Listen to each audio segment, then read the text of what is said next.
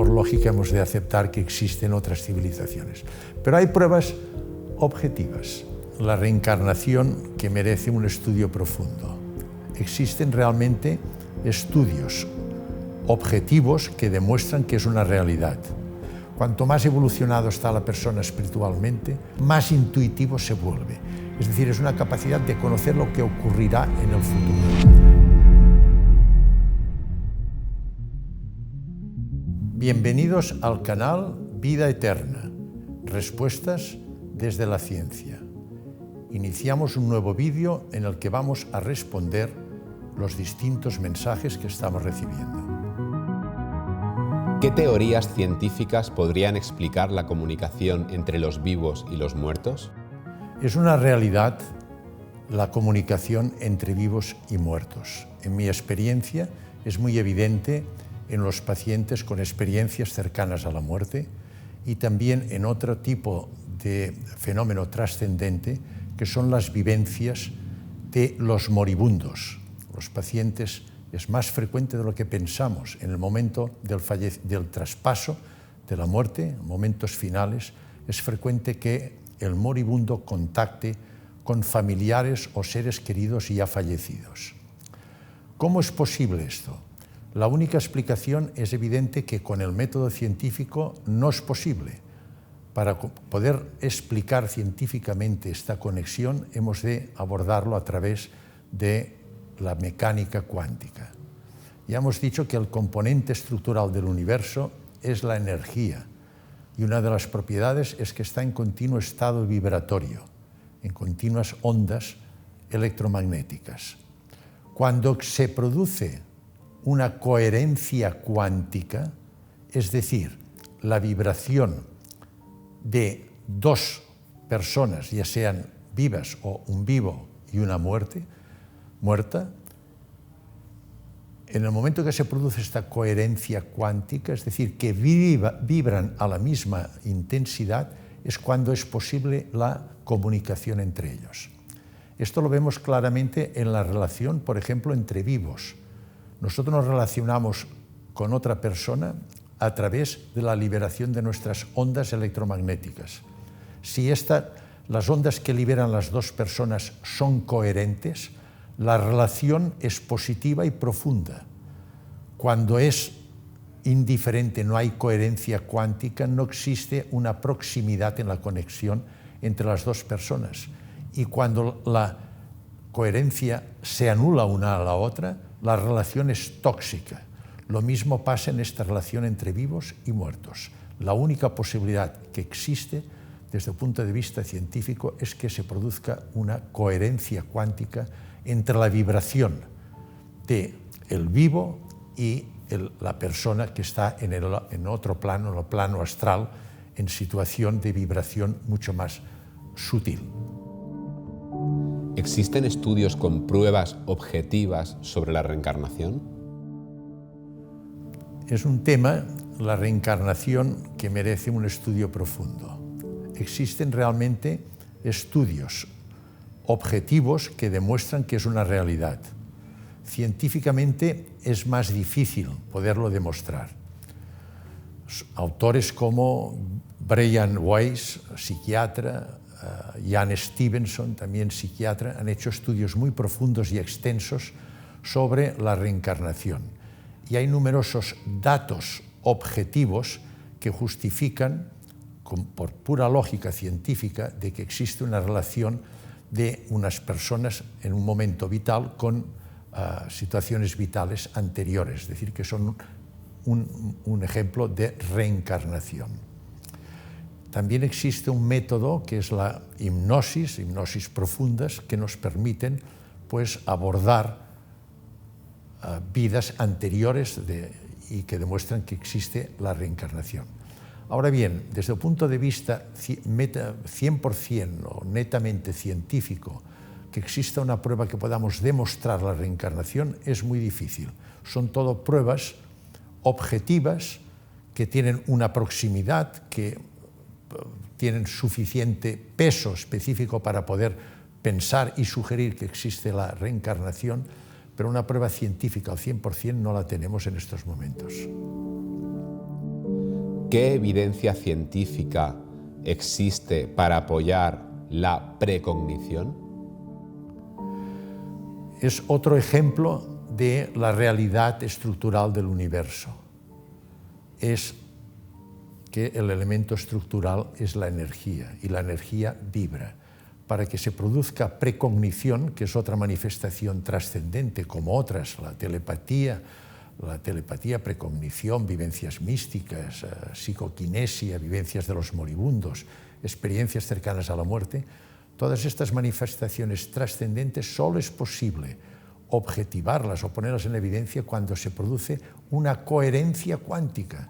Es decir, que la vibración de la persona pues está de forma coherente en cuanto a crestas y valles de sus ondas electromagnéticas con situaciones futuras o de otra persona, ya sea viva o sea muerta, porque esta telepatía o esta precognición pues puede ser con personas ya fallecidas o incluso con personas vivas a distancia.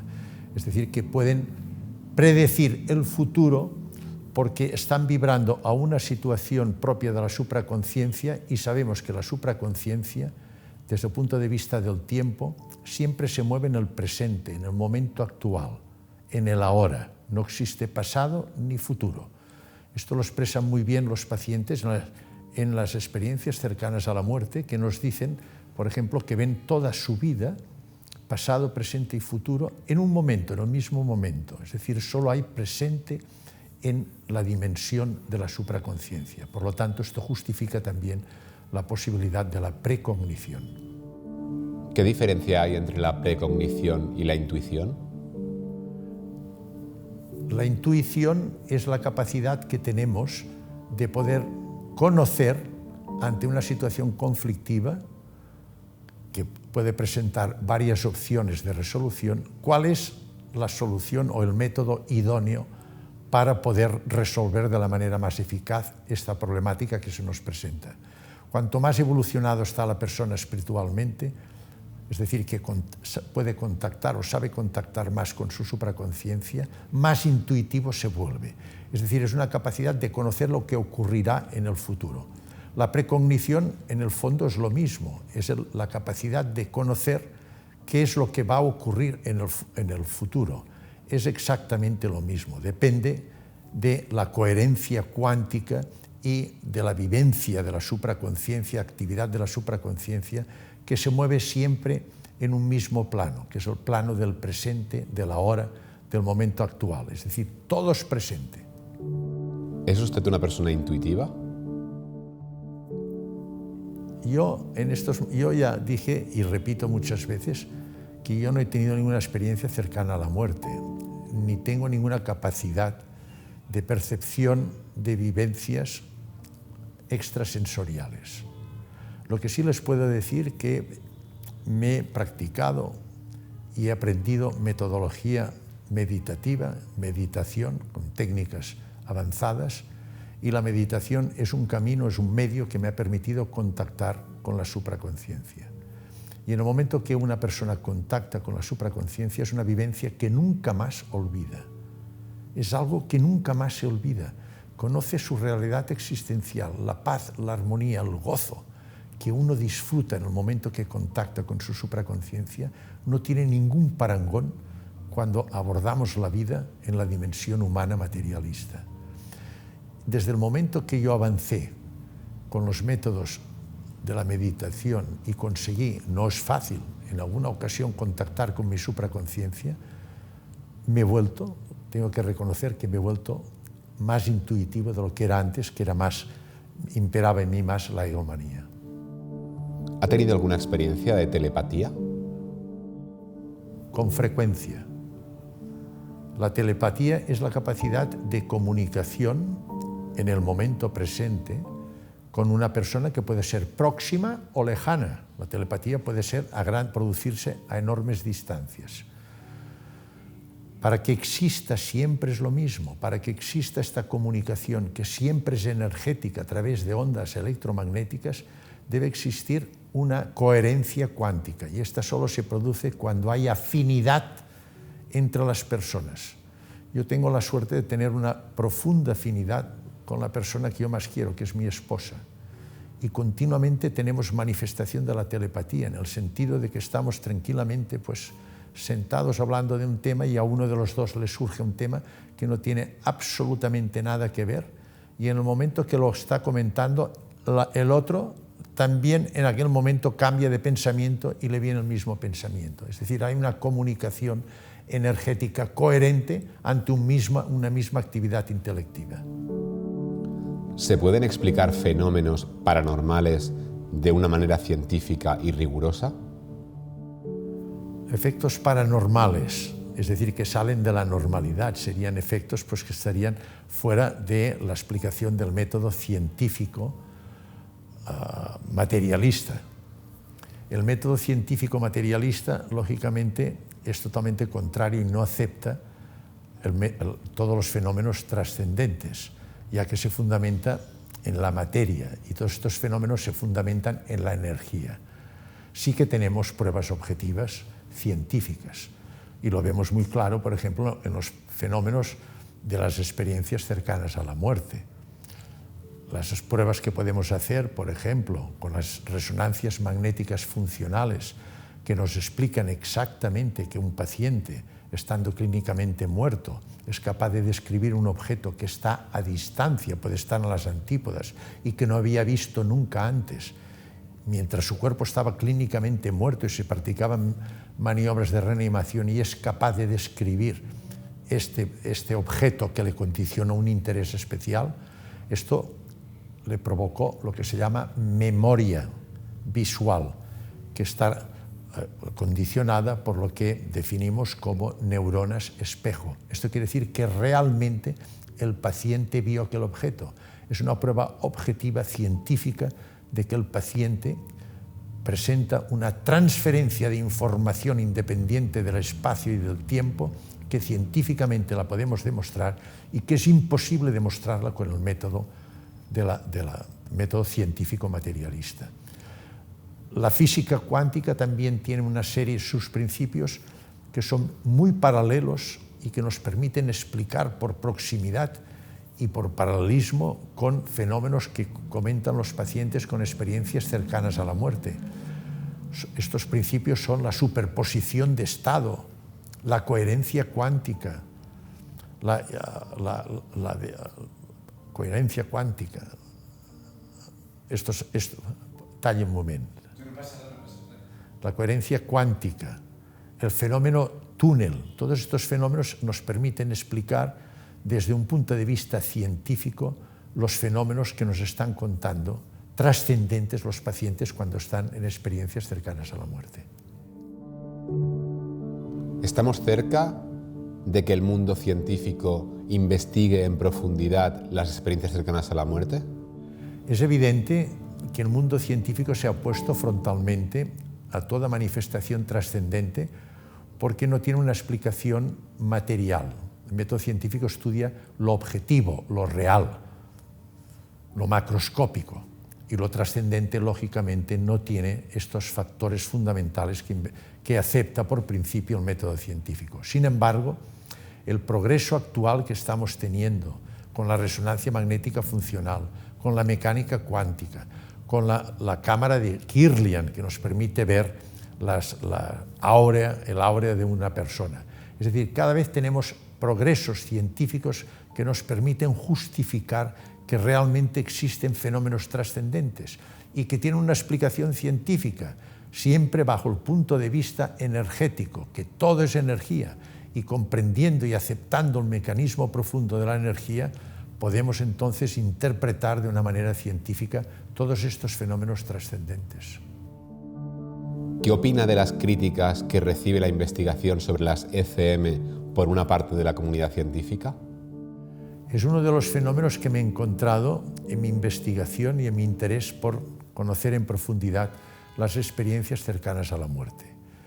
En un principio, la oposición era frontal y como médico, rodeado de compañeros y todos formados ya en la Facultad de Medicina por el método científico cartesiano y newtoniano, pues la aceptación de fenómenos trascendentes era totalmente inadmisible, inaceptable de ninguna manera. No obstante, tengo que reconocer que últimamente cada vez se van abriendo conciencias. Y en esto me siento orgulloso y pienso que es uno de los objetivos fundamentales que pretendemos nosotros con nuestros vídeos. Despertar conciencias, es decir, aceptar de que somos cuerpo, materia, de que somos mente, que es una energía sutil, y que somos supraconciencia, espíritu. Y esto tenemos cada vez pruebas, cada vez más próximas, incluso científicas, que nos permiten demostrar la realidad de estos fenómenos trascendentes. Y veo cada vez es mayor el número de compañeros médicos, psiquiatras, psicólogos, neurólogos, cirujanos, sobre todo cirujanos, que nos fundamentamos básicamente en la objetividad, en la morfología, en la anatomía y fisiología. Cada vez es mayor el número de científicos que, ante la evidencia y la demostración con métodos más avanzados científicos, reconocen que la trascendencia es una realidad, no podemos negarla. ¿Cree que existe vida inteligente en otros planetas o galaxias?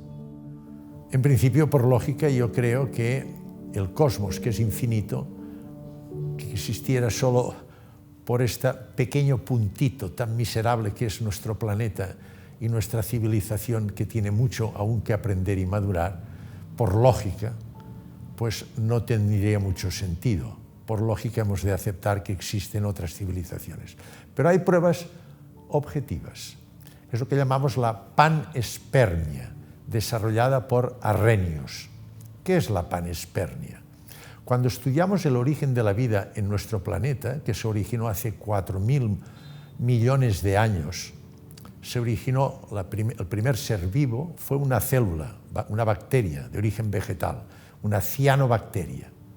Esta cianobacteria después evolucionó, hizo seres multicelulares, progresó, intervinieron las algas y al final aparecieron las distintas ramas que originaron las distintas familias y especies que existen actualmente.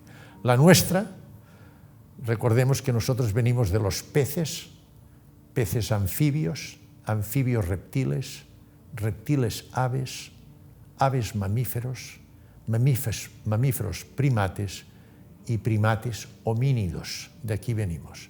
Pues bien, como les decía, el primer ser vivo era una cianobacteria, un ser unicelular. Se han encontrado en meteoritos, es decir, en objetos materiales que han venido de otros lugares del universo, material genético, proteico y seres parecidos, células parecidas a las cianobacterias que han provenido del espacio de otro lugar, lo cual demuestra objetivamente, esto se denomina panespermia, esto objetiva de una manera real y objetiva de que existe vida, por lo menos parecida a la nuestra, en otros lugares del universo. No sabemos dónde, pero yo estoy convencido, por lógica y por estos datos objetivos, de que existe vida en otros lugares del cosmos. ¿Qué diferencia hay cuando habla de otras dimensiones respecto a esta vida extraterrestre? ¿Qué es una dimensión? ¿Cómo podríamos definir una dimensión? Pues definimos una dimensión como la capacidad de moverse un objeto en relación al espacio y tiempo. Nuestra dimensión humana se mueve en tres aspectos. La vida humana se mueve en tres dimensiones. Einstein introdujo la cuarta, que es el tiempo. Hoy sabemos que hay más dimensiones. Para explicar e intentar unificar las cuatro fuerzas del universo, la fuerza de la gravedad, la fuerza electromagnética, la fuerza nuclear fuerte y la fuerza nuclear débil, se ha intentado encontrar la teoría que unifique las cuatro fuerzas. Esto fue el gran interés que tuvo Einstein y que no consiguió, no lo obtuvo de ninguna manera.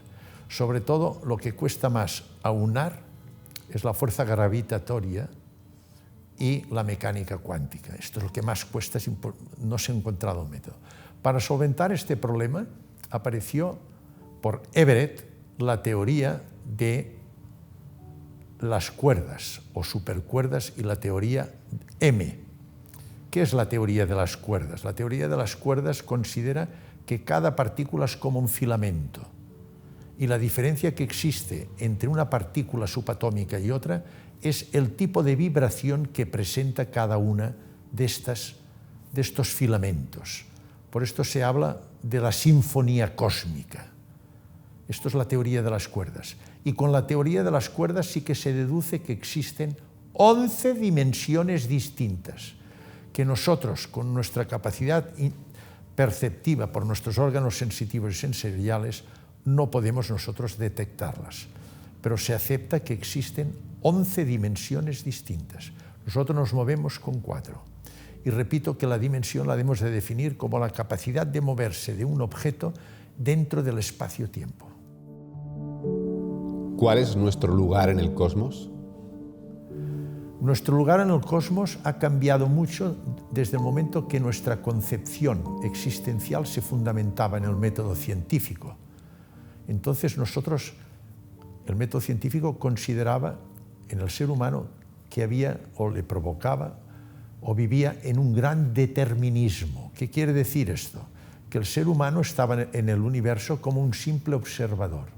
Todo dependía de las fuerzas naturales, las 4 fuerzas que hemos dicho del universo, que él no puede modificar en ningún aspecto. Por lo tanto, era un simple observador en el universo. Sin embargo, con el advenimiento de la física teórica y la mecánica cuántica, Neil Bohr, premio Nobel, discípulo de Einstein, demostró un hecho fundamental que ha cambiado totalmente nuestra concepción existencial y nuestra relación con el cosmos, que es que en el clásico experimento de Jung, que es hacer pasar un flujo de electrones a través de una doble rendija, se manifiestan en una pantalla, como era de esperar, como ondas, con interferencia entre ellas.